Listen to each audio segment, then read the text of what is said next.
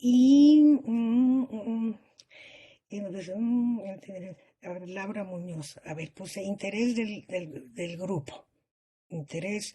Que cuál fue mi interés, creo que Laura Muñoz, perdón, es que luego apunto dos palabras y no me acuerdo de la pregunta, pero, creo que la primera comentario era que cuál había sido como mi interés en trabajar ¿era eso o no?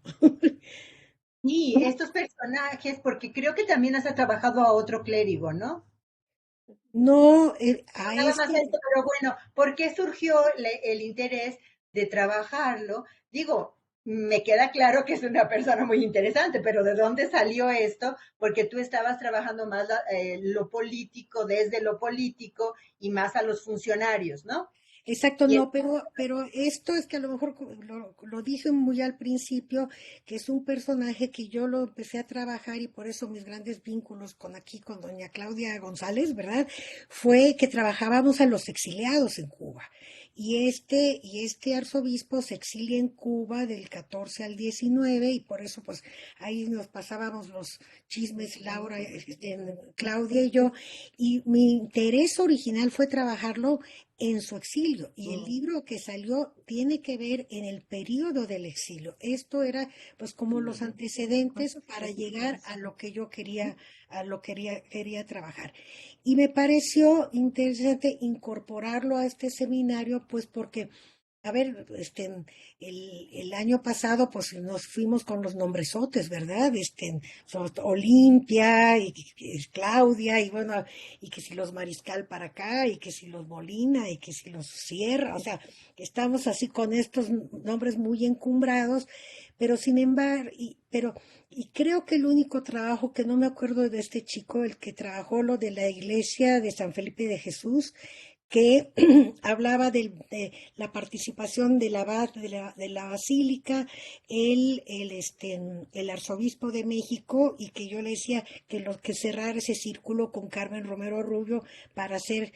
Entonces, fue realmente, yo creo que del conjunto de los trabajos que se toca un personaje de la iglesia. Y yo creo que el porfiriato tenemos que verlo a través también de otros ojos. Por eso me interesó como recuperarlo y ver que también son hombres que son partícipes de ese proceso de modernización, etcétera. Entonces, como que vemos poco hacia la Iglesia Católica y yo creo que, bueno, hay trabajos excelentes, por ejemplo, sobre Eulogio Guilo en Oaxaca, que ese sí era canela pura, ¿verdad? Y su participación en empresas, pero de alto calibre, ¿no? Y y pues mi interés fue eso, dije, pues introducir a un personaje que no es este miembro de gabinete, no es un gobernador o un personaje de carácter local, porque recuerdo que cuando comentamos el trabajo de Adriana que decía, es que muy chiquito y es muy local, pero yo creo que hay que ver como que muchos ángulos y mi idea es como abonar a este conjunto de personajes que son promotores del progreso desde otra trinchera y además una trinchera bastante fortalecida durante el porfiriato. Y eran tremendos o sea, hay todo el mundo, ay, que el obispo, eran tremendos, le entraban a todo tipo de negocios, y se aprovechaban pues de una serie de circunstancias precisamente por su posición para, bueno, la iglesia realmente se recupera impresionantemente durante el periodo. Entonces, el interés es que me pareció un poco para mover, mover a los personajes y que sería padrísimo que Claudia, que ha trabajado al de Michoacán, pues que le entre con otro, entonces que le entre con el Michoacán y luego hacemos comparaciones, porque claro, aquí falta un trabajo de carácter comparativo, yo lo estoy viendo dentro de una esfera muy acotada, que es la que conozco más, pero claro que sería súper interesante conocer de Guilo, he leído algo y sus trabajos en Oaxaca y esto, pero sería pues muy interesante. Eso sería un poco pues el interés, ¿no? De incorporarlo a este grupo por las características, por lo menos del personaje que yo conozco. Seguramente tendrá sus matices con los otros. Y ahí yo contestado lo primero que había dicho Adriana en cuanto a la teorización de las redes y que también lo retoma Lalo y lo dice Laura.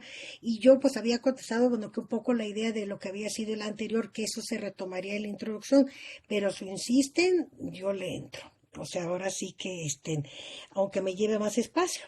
Entonces, y Aténganse a las yo consecuencias, aténganse a las consecuencias, ¿verdad? porque lo puedo hacer sobre todo de carácter introductorio, porque es que si no es otro trabajo, ¿no? Hablar, pero recupero aquí tanto lo que dijo Adriana al inicio, luego lo dijo Laura y lo comentó Lalo en el asunto, ¿no? Y también lo que dices que con relación a explorar en el contexto del pío latino y lo que representa, pues lo puedo apuntalar, ¿no? Lo puedo apuntalar porque no me quise a propósito extender porque vuelvo a la misma historia y no quiero que suene como el gran pretexto porque material tengo muchísimo, pero me costó muchísimo trabajo hacer este borrador lo más sintético que podía, ¿no? Y bueno, ya, y con relación a Lalo, pues es lo de la cuestión conceptual y lo del tema de la cuestión racial es clarísimo en Yucatán. Por qué la ciudad blanca? Porque es la ciudad blanca es la ciudad de la élite blanca económicamente y potencialmente que tiene espacio en esto. Y la iglesia, y por ahí también lo digo, pues ya para cerrar el asunto, porque también eso da para mucho, en efecto la iglesia, en esta labor social se concentra básicamente en las áreas urbanas, porque claro, el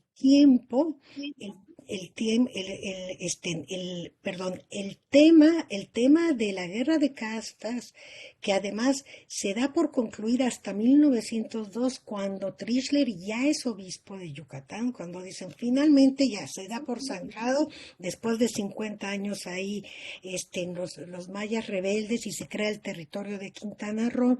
Entonces, pero no se quieren meter mucho en eso. Quintana Roo queda en manos pues, de los miembros del gabinete que ahí compran sus terrenitos, los Jusco Sierra, los Pineda, los Molina, se apoderan de prácticamente todo el territorio de Quintana Roo.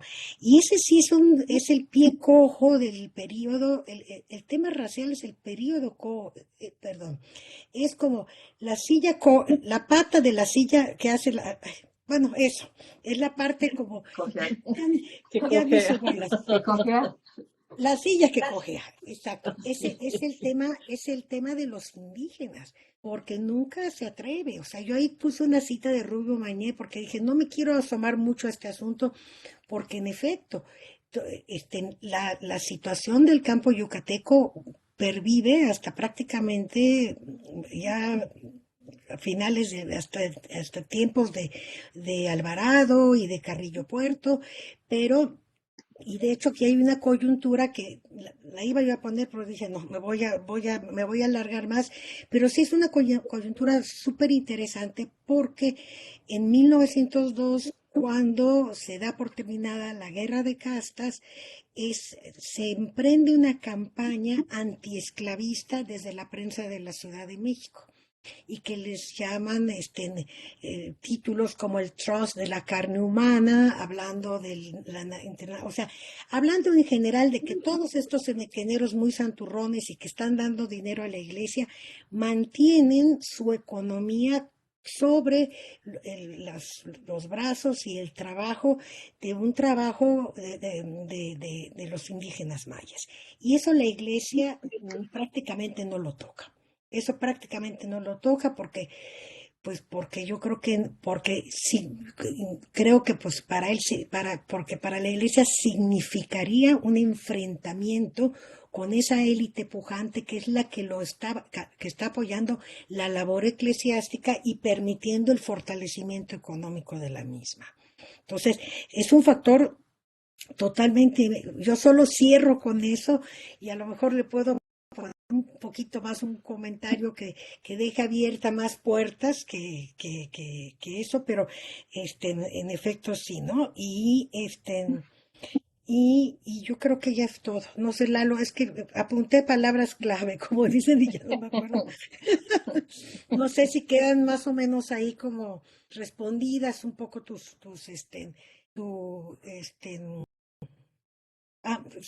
sobre el matiz, sobre el elemento reflejado en la pacificación. Eso, evidentemente, yo creo que sí se puede matizar perfectamente, dando algunos elementos más que para el análisis, ¿no? Bueno, hay algo más, si me Ay, la... permite. No, está Bueno, padre, me encanta. pues bueno, Don Martín desde luego se está afianzando muchísimo en Yucatán, pero a ver, en 1908, a la muerte del arzobispo de México, Próspero María de Alarcón y Sánchez de la Barquera, etcétera, etcétera, le ofrecen el arzobispado de México y don Exacto, Martín declina. exacto. Ujú. Oye, ese no es un dato menor. O sea, Exacto. no es un dato menor. O sea, ciertamente es arzobispo, pero está declinando el arzobispado de México. Exacto.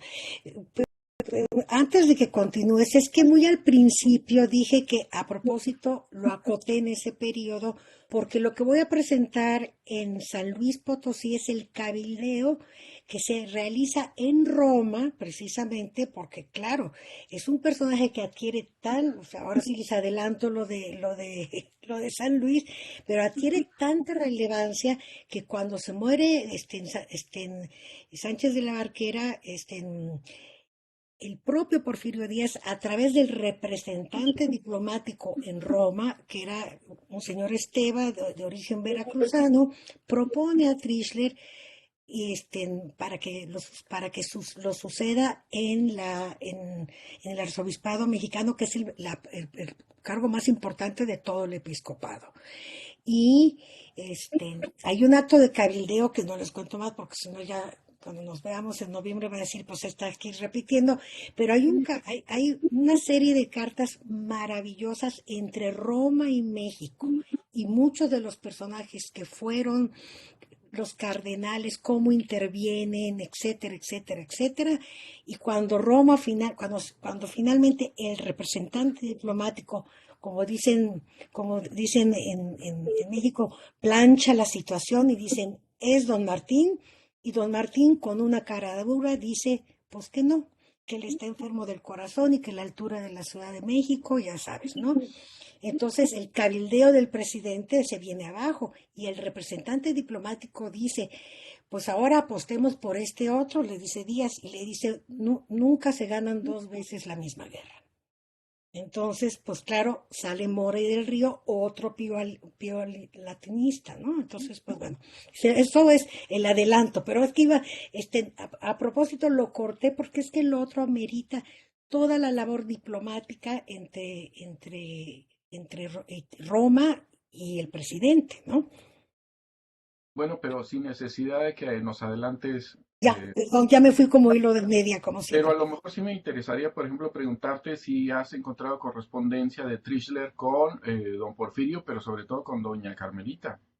Muy poquita, muy poquita. Yo revisé, bueno, el archivo de doña Carmelita, ya ves que es muy breve, entonces encontré un par de cartitas, pero así, de cuando se muere la señora Castelló y que le manda una carta muy cercana diciéndole que lo lamenta, etcétera, etcétera, y una a propósito de la visita a Yucatán. Pero acuérdense que el archivo de doña Carmelita es muy pequeño, digo, con relación al otro. Y con relación a don Porfirio, prácticamente eso sí me lo he peinado, pero de arriba y para abajo por muchos años, y a Lalo le consta de que acá estoy inventariada en ese archivo.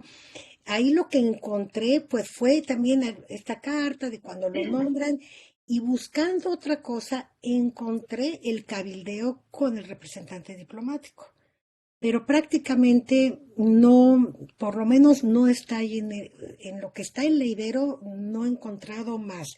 Y sí lo he peinado mucho, más allá. Tengo la impresión de que en este periodo, pero eso nada más una impresión, tengo la impresión de que mucha de esta información se hace a través del gobernador, pero no hay archivo de Olegario Molina tampoco. Entonces es un poco, lo que he hecho es hacer como una labor de filigrana, como sacando un poquito y tratando de juntar algunas cosas, pero no, hasta ahora no he encontrado más allá que eso. Lo del arzobispado sí lo tengo muy documentado, lo del 8 del arzobispado de México. Ok.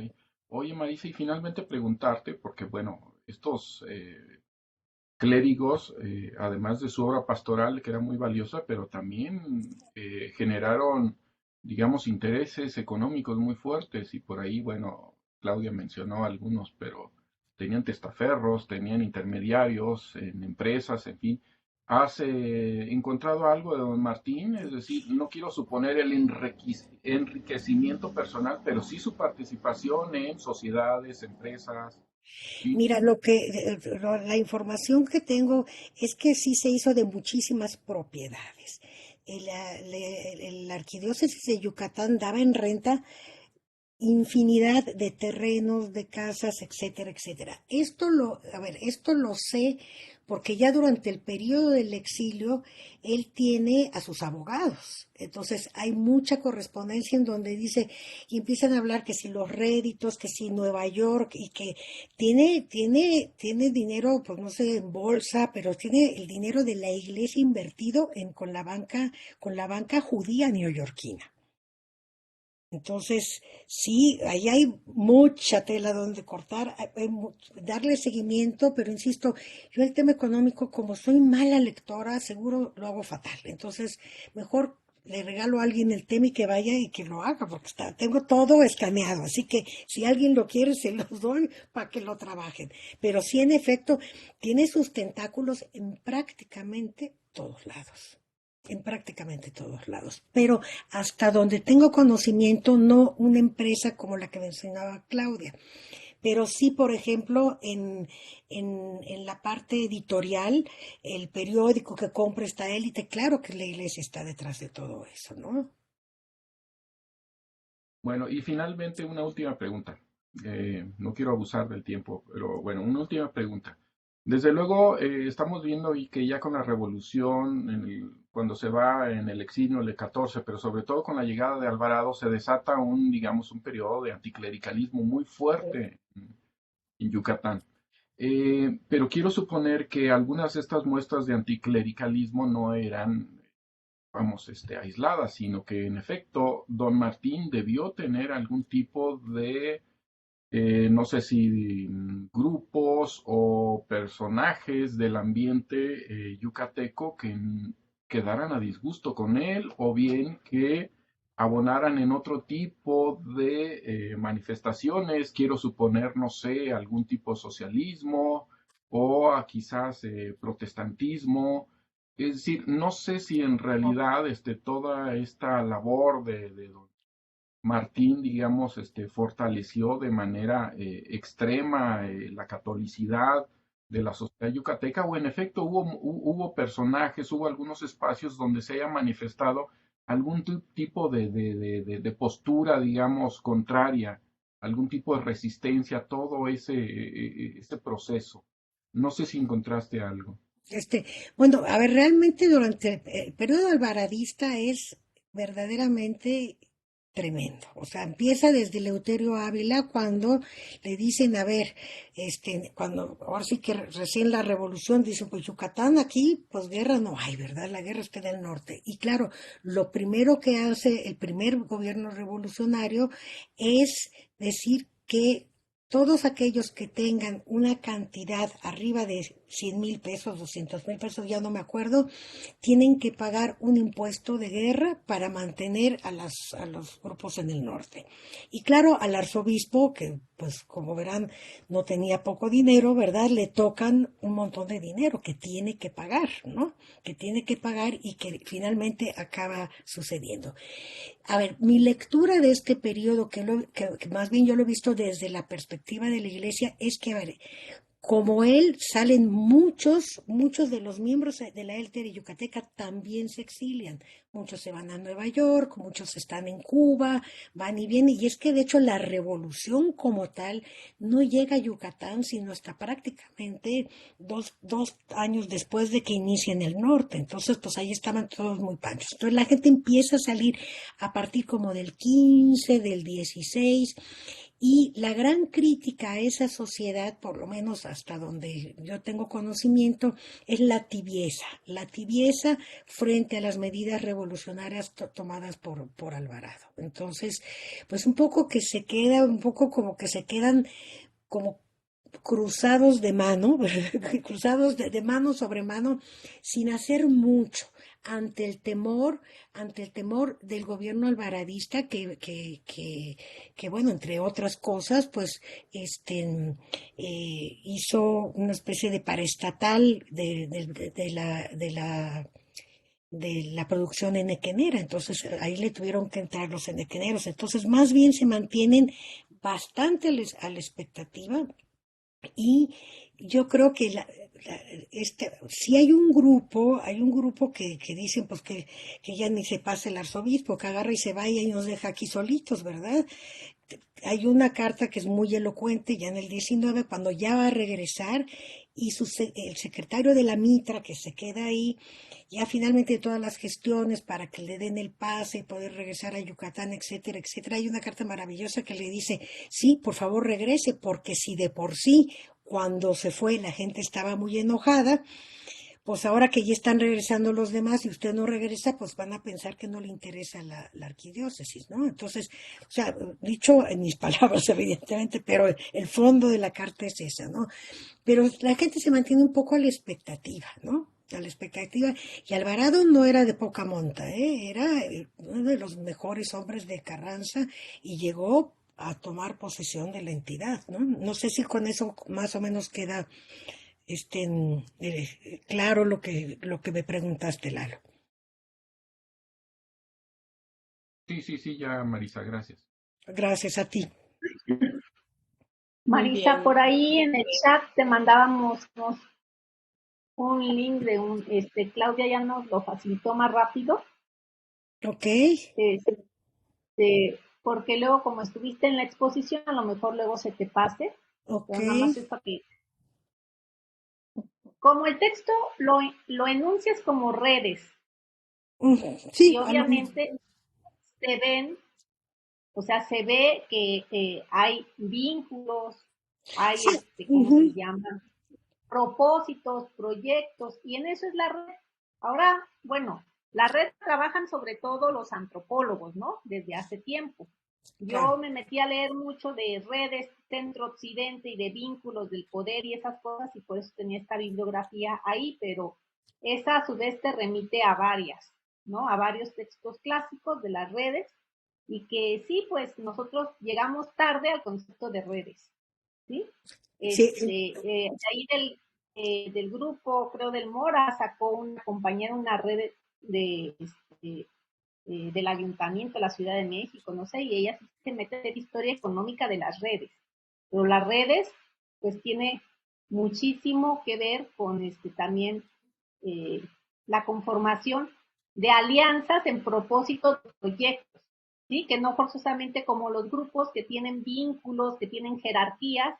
En las redes hay una paridad. Partimos de que la red también tiene objetivos en concreto, que se pueden conformar o desaparecer sin que no las vemos pues cómo se conforman ni cómo se diluyen. La red tiene un propósito, ¿no?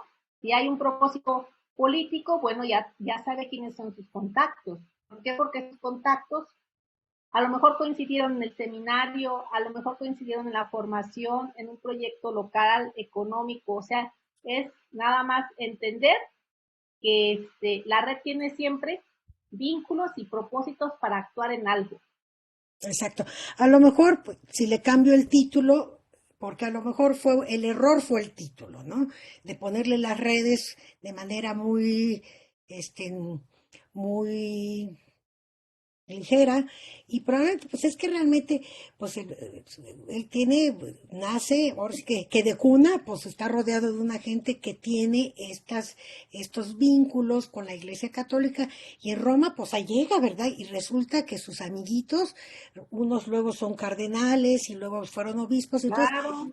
entonces, yo creo que muy probablemente se puede subsanar, estoy pensando en voz alta, con la modificación. El título como tal, debo de confesar, como les dije hace un rato, un poco decir, pues hay que ponerle algo, ¿verdad? Le había yo puesto algo como muy simple, muy sencillo, y luego me quise poner creativa, y en la creatividad quedó esta ausencia que realmente, ya pensándolo bien, el trabajo no son sobre las redes de Don Martín, sino es cómo una trayectoria se va rodeando, bueno, primero nace dentro de un entorno que te facilita la vida, ¿no? Que te facilita la vida, y más, pues esta parte de una familia pues muy católica, y pues cuando ven uno lo de los hermanos, pues que los dos llegan a ser, y luego la única mujer que vivió, además o sea, ahí sí había una, eh, el tío tuvo que haberse movido por todos lados, es evidente. Entonces, estoy pensando que probablemente con la modificación del título no comprometo una cosa que no corresponde, o sea, estoy cayendo en esa. Entonces, puede decir, bueno, Sí, las relaciones, porque son relaciones familiares, luego las adquiridas en Roma, y luego las que él pues finalmente con las que confluye para estar muy cerca de esta élite en Yucatán. Entonces creo que en ese planteamiento, no sé qué opinan, se podría como subsanar esta parte que en efecto creo que no corresponde. Fue a lo mejor una ligereza de mi parte ponerle un título que no correspondía realmente al contenido y a la realidad del contenido, ¿no? Sí, desde luego, yo creo que sí te va a se beneficiar, ¿eh? puede decir eso. Sí. Muy bien, Marisa. ¿Alguien más que quiera participar? No sé, Laura, sí, Sí, no. yo sí quería preguntarle algo a Marisa, mm, justo con esta disquisición acerca de las redes, quizás sí valdría la pena que tuviéramos como una reunión donde pudiéramos como dirimir estas cosas, porque no necesariamente eh, hay conceptos que a veces se aplican. Yo, la verdad es que siempre he tenido como mucho problema con esto de los egos, y que si esto, y que porque se conocieron en el baile ya eran redes y no sé qué. Eso me parece que a veces complica las cosas, pero sí creo que hay una serie de vínculos que funcionan efectivamente. No sé, y ahí tiene que ver como que las fuentes que pueda tener Marisa. Yo estaba pensando más bien, por ejemplo, a preguntarle si ha consultado algo en relaciones exteriores, si los informes de los cónsules o del encargado, el enviado a Roma, si había alguien por ahí que mandara algunos informes que hablaran de estos, porque en el texto tú hablas de que cuando llamará esto como que se gradúa, está el cónsul mexicano, ¿no? El Entonces, repre- sí, el representante del gobierno ahí, ¿no? Entonces, no sé si hay una fuente, y porque pues ellos reciben instrucciones y a veces eso sí está rescatable. Y lo otro es ver si no hay un archivo de esta cuestión del colegio piolatino, o si el archivo que consultó Sabarino, que cuál es el archivo del Vaticano o algo, tiene alguna opción como para rastrear esto, y no en términos de que sea para este trabajo, sino justo en términos de entrarle después a cosas teóricas o qué sé yo, porque pues a veces las cosas más obvias sí son como las estamos viendo, ¿no? Otras parece que las estamos elucubrando porque no tenemos la suficiente certeza, ¿no? Pero bueno, uno junta una cosa con la otra y pues sí, ahí va dando. Entonces, me parece que es muy bueno que lo platiquemos. Es cierto que a lo mejor usamos a veces ciertos conceptos de una manera que que no deberíamos usarlo, pero conversarlo nos permitiría tener conceptos comunes o definiciones comunes o personales para plantearlas de tal forma que quede claro que lo que estamos diciendo es una cosa y no otra, ¿no? Sí. Para poder encuadrar bien. Porque no es una cuestión nada más de título, ¿no? Es una cuestión más bien de cómo es el ejercicio de ese individuo y de los vínculos que tiene para el ejercicio de su poder. Es un poder moral, es un poder económico, es un poder político, es un poder en toda la extensión de la palabra, ¿no? Entonces, pues valdría la pena, sí, dejárselo al personaje y no quitárselo, porque no lo podemos definir claramente. Yo sí creo que vale la pena hacerlo y que la observación de Adrián es muy pertinente y que tiene que ver con cómo trabajamos o vamos a trabajar a nuestros personajes, ¿no? Eso y los elementos biográficos, lo que entendemos por hacer esa incursión en lo biográfico para los personajes que estamos trabajando, que no necesariamente es lo que a lo mejor Dos planteó u otra gente, ¿no? Habría que discutirlo en algún momento, no sé. El año pasado juntamos lecturas, pero al final nunca discutimos en una sesión especial. Yo lo pongo a la conversación porque, bueno, ya cuando vengamos al tema del libro anterior, vuelvo sobre este asunto, ¿no? Pero bueno, eso querría decir. Ya, gracias.